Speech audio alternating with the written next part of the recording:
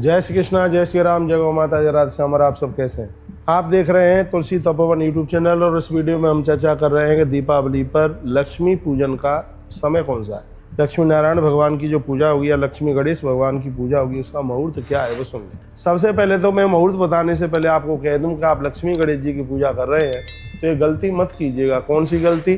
कि लक्ष्मी माता नारायण के संग होती है तो बाईं तरफ होती है, लेकिन वही लक्ष्मी गणेश पूजन होता है तो गणेश जी बाईं तरफ होते हैं और माता लक्ष्मी दाहिनी तरफ होती है। इस बात का जरूर ध्यान रखिए। अब मैं इसके पूजा के बारे में बताऊंगा। और अब के बार दिवाली को बड़े अद्भुत योग बन रहे हैं। 20 तारीख को ही 100% दिवाली है। दिवाली 21 तारीख को नहीं है, 21 तारीख को अमावस्या है। आप जो ब्राह्मण को श्राद्ध जमाते हैं वो आप कर सकते हैं, कोई भंडारा आप अमावस्या का करते हैं वो 21 तारीख को कर सकते हैं, लेकिन दिवाली पूजा की बात आती है तो वह है 20 तारीख को ही है। अब के बाद दीपावली कई शुभ योगों के साथ प्रकट हो रही है। इसमें धन, सुख, समृद्धि और वैभव की प्राप्ति के लिए अत्यंत अनुकूल योग बन रहे हैं। इस वर्ष हंस महापुरुष योग बहुत वर्षों के बाद बन रहा है। ये अद्भुत है। बृहस्पति देव कर्क राशि में उच्च राशि के गोचर कर रहे हैं, जो घर में मान, सम्मान, आदर, आकर्षण, प्रतिष्ठा, आर्थिक समृद्धि के लिए इसको बहुत ही ज़्यादा शुभ माना जाता है, बहुत ज़्यादा शुभ माना जाता है। तो अब के बार में यह अद्भुत योग बना है और याद रखिएगा इस योग का नाम है हंस महापुरुष योग, जो समृद्धि बढ़ाएगा, आदर बढ़ाएगा, मान सम्मान बढ़ाएगा। जो लोग बाहर हैं अपने परिवारिक जनों के मध्य में पहुंच करके, और ये 2025 की 20 अक्टूबर को पड़ने वाली दिवाली को बहुत आनंद के साथ मनाइए। अब लक्ष्मी पूजा के मैं कुछ शुभ मुहूर्तों की बात आपको कर रहा हूँ। 20 अक्टूबर 2025 सोमवार के दिन दिवाली है, लक्ष्मी पूजा है। तो इसका पहला मुहूर्त प्रदोष काल। प्रदोष काल है 5:56 से लेकर के और इस समय रात्रि को 8:26 तक ये समय। इस समय में प्रदोष व्यापिनी यह दिवाली का आप पूजन कर सकते हैं। लेकिन मुख्य पूजा का जो मुहूर्त है वो आप लिख लीजिएगा। मुख्य पूजा का मुहूर्त 7:10 से लेकर के और 8:18 तक का ये समय बहुत ज़्यादा अद्भुत है। फिर लिख लो 7:10 से लेकर 8:18 तक का जो टाइम है पूजा के लिए बहुत ज़्यादा शुभ माना गया है। लेकिन बहुत लोग निशीत काल में पूजा करते हैं। निशीत काल में ये पूजा आप कर रहे हैं तो यह पूजा का शुभ मुहूर्त रात्रि को लगभग 11:47 से लेकर के और लगभग 12:30 बजे तक, लगभग 12:35 तक का जो टाइम है ये निशीत काल में पूजा का समय, रात्रि के समय में, मध्य रात्रि के समय में ये पूजा का समय अपने आप में बहुत ज़्यादा विशेष है। इसी टाइम में आप पूजा कीजिएगा। दिन भर साफ सफाई कीजिए, मिट्टी के दिए बना करके तैयार कीजिए। कुछ दिए तिल के तेल के, कुछ दिए सरसों के तेल के और कुछ दिए शुद्ध देसी घी के आप जलाइए। कम से कम 21 दिए जरूर जलाइए। पिछली वीडियो में हमने बताई दिया है कि दीपक जला करके कहाँ रखना है। 5 दिन के लिए अखंड दिया जलने दीजिए। हो सके तो चौमुखा दिया भी जला सकते हैं, रोज ना जला पाएँ तो मैंने पूर्व में भी बोला कि धन त्रयोदशी के दिन और बड़ी दिवाली के दिन तो चौमुखा दीपक जलाइए। पूरी रात्रि भर चौमुखा दिया जलाइए और आप वहीं सोइए। दिया को बुझने मत दीजिएगा। ये आपके लिए बहुत शुभता का प्रतीक होगा। घर में कोई छाछ यानी कोई सूप पड़ा हो तो उसको खटखटाते हुए और घर के बाहर तक कहीं घूरे पर, घूरा कहते हैं जहाँ गौ माता का गोबर वगैरह डलता है, तो उसको वहाँ छोड़ करके उसको आ जाइए। इससे घर में बहुत ज़्यादा बरकत होगी, आनंद हो जाएगा। पूजा में कमल के फूलों को आप जरूर प्रयोग में लीजिएगा। कमल गट्टा की माला बनाइए और भगवान को पहनाइए। मैंने बोला है कि हल्दी में अक्षत डाल करके और वह देवताओं को लगाइए। और मैंने पूर्व में यह बोला है कि दिवाली पूजा और ये दूसरे दिन गोवर्धन पूजा और अगले दिन भाई दूज का ये पूजन है, ये हल्दी के बिना यह बिल्कुल पूरा होता नहीं है। इसमें मिट्टी के सकोरे में हल्दी डाल करके, उसमें पानी डाल करके और उसको मिलाइए। घर की देवियाँ हल्दी के द्वारा पूजन करें। आप भी हल्दी चंदन रोली के द्वारा आप देवी देवताओं का पूजन करें। कहते हैं कि पूजा के बाद कमल गट्टा हल्दी, और इसमें मैंने पूर्व में भी बोला है पिछले साल, इसमें कौड़ियाँ जरूर रखिए। पीली कौड़ी रखना बहुत ज़्यादा शुभ है। फिर इसको कपड़े में लपेट करके, फिर उसको पीला कपड़ा हो, लाल कपड़ा हो, फिर उन कौड़ियों में तिजोरी में रखा जाता है 1 साल के लिए। एक सुपारी और रखी जाती है उसमें, चांदी का सिक्का रखा जाता है उसमें, थोड़ी दुर्वा रखी जाती है उसमें और पीले चावल रखे जाते हैं उसमें। पीले कपड़े में इसको बांध करके और फिर इसको अपनी तिजोरी में रख दीजिएगा। 1 साल के लिए रखे रहने दीजिएगा। 1 साल पूरी हो जाए तो फिर उनको निकाल लें। फिर दूसरा आप रख दें ऐसे घर में बरकत होती रहेगी। पहले साल के हैं उनको नदी में प्रवाहित कर दीजिएगा, फिर देखिए इस घर में कितनी धन की स्थिरता रहती है, धन की वृद्धि होती है। तो इसको कहते हैं तिजोरी पूजन। तो जहाँ पर ये आप धन रखते हैं तो वहाँ पर यह आप जरूर कर सकते हैं, बहुत आनंद हो जाएगा। और हो सके तो दिवाली को लक्ष्मी नारायण भगवान के ऊपर बेल पत्र चढ़ाइए, 108 चढ़ाइए, कम ज़्यादा चढ़ाइए, लक्ष्मी नारायण भगवान को बेल पत्र चढ़ाइए, बहुत ही ज़्यादा आनंद हो जाएगा। हो सके तो रात्रि में हवन यज्ञ करें, श्री सूक्त के द्वारा हवन करें, लक्ष्मी मंत्र के द्वारा हवन करें। मैं मंत्र बता देता हूँ। ओम ऐं ह्रीं क्लीं श्रीं महालक्ष्मी नमः। महालक्ष्मी नमः। ओम ऐं ह्रीं क्लीं श्रीं महालक्ष्मी नमः। ये माँ लक्ष्मी का यह बड़ा अद्भुत मंत्र है और इस मंत्र के द्वारा आप आहुतियाँ डाल सकते हैं। हवन आप कर रहे हैं, ध्यान रखिएगा, वैसे तो सीधा फूल आग में डाला नहीं जाता है, लेकिन घी में डुबो करके कमल के फूल से रात्रि भर आप ये लक्ष्मी नारायण यज्ञ आप कर सकते हैं। घोर गरीबी का ये नाश करता है। तो यह इस तरीके से आप अवश्य में जरूर कीजिए। कमल गट्टे की माला बनाइए, लक्ष्मी नारायण भगवान को पहनाइए और ध्यान रखिए दूर्वा की एक माला बना करके भगवान गणपति को आप जरूर आप पहनाइए, कलावे में उसको लपेट करके। इससे आपकी वंश की वृद्धि बढ़ेगी, बच्चों का कर्जा उतर जाएगा। बाजार में यदि पैसा मारा गया है आचार्य जी, यदि पैसा वापस नहीं आ रहा है तो दिवाली की रात्रि को दूर्वा की माला भगवान गजानंद को, गणपति को आप पहनाइए, बहुत आनंद होगा। हमने पूजा के मुहूर्त भी आपको बता दिए, 4 मुहूर्त बड़े अद्भुत निकल रहे हैं। 4 मुहूर्तों की हमने व्याख्यानता कर दी है।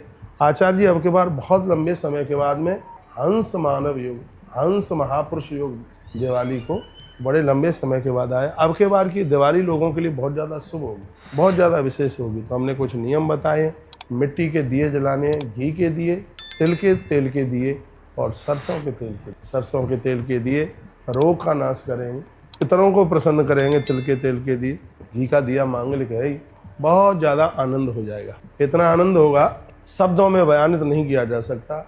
108 आंवले के पत्ते भगवान नारायण के ऊपर, 108 पत्ते आंवला का पत्ता साक्षात विष्णु स्वरूप है, साक्षात भगवान विष्णु का स्वरूप है।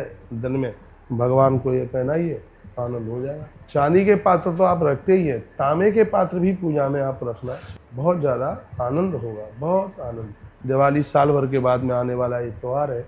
2025 की दीपावली आप सबको बहुत ही ज़्यादा आनंद कर देने वाली हो। ईश्वर के चरणों में तो हम ऐसी ही प्रार्थना करते। स्वयं कार्तिकेय जी ने भगवान महादेव को पूछा, दीपावली फलम नाथा विशेषाद ब्रूहि सांप्रतम।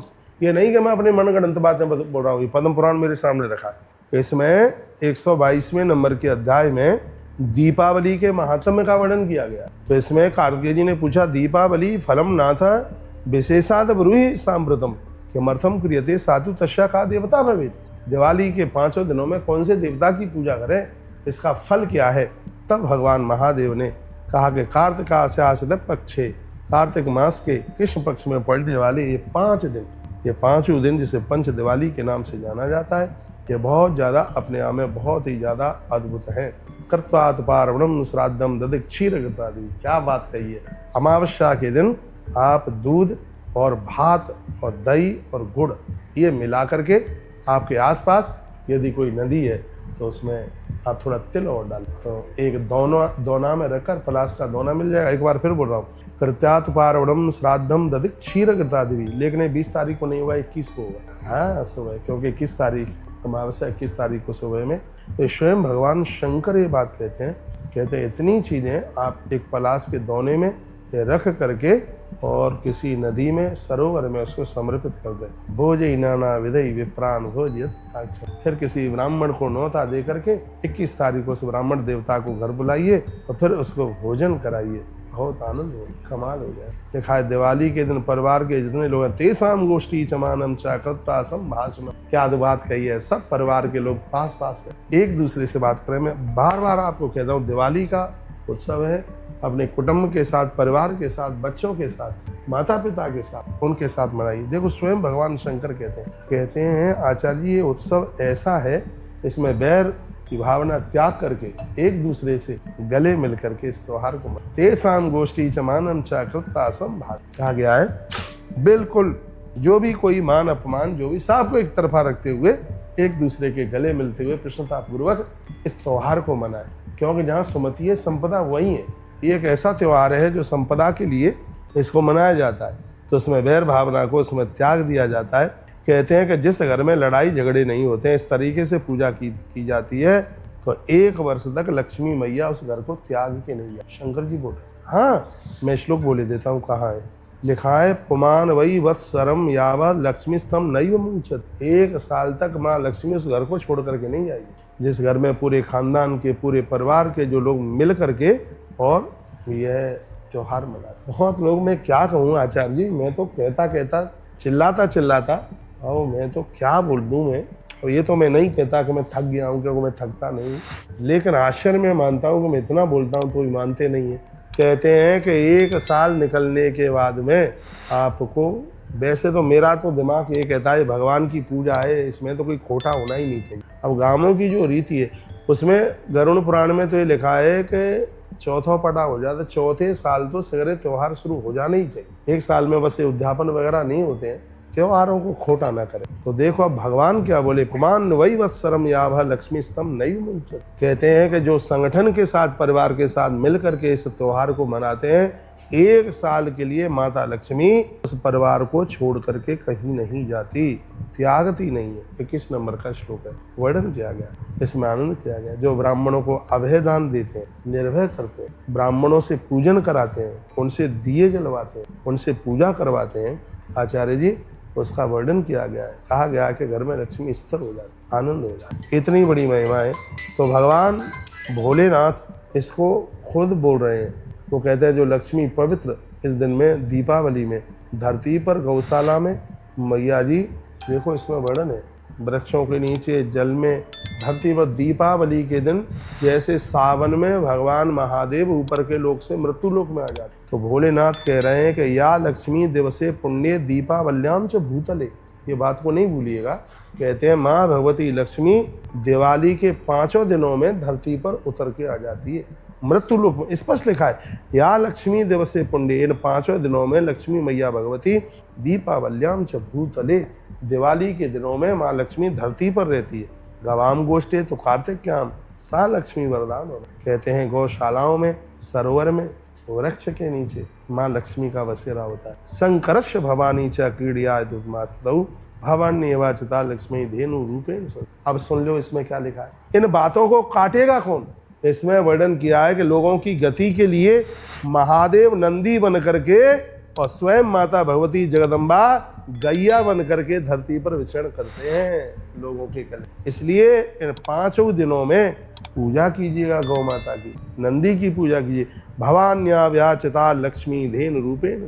जिस तरीके से लक्ष्मी मैया लोगों की गरीबी का नाश करने के लिए धरती पर आई है, उसी प्रकार से भगवान भोलेनाथ वृषभ के रूप में और माता दुर्गा गैया के रूप में धरती पर चल कर इन 5 दिनों में तो गौ माता का पूजन और वृषभ का पूजन बहुत ही ज्यादा है, अद्भुत है। मैंने तो वृषभ पूजा का कार्ड डाला है, धनत्रयोदशी, उसमें चतुर्दशी में भी डाला है, तो ये बहुत ज्यादा अपने आप में अद्भुत है। तो इस तरीके से आप पूजा कीजिए। वीडियो लंबी हो रही है, अगली वीडियो में मैं आपको कुछ पूजा की विशेष चीजें हैं उनकी मैं जिक्र करूँगा। बहुत बहुत धन्यवाद आपका।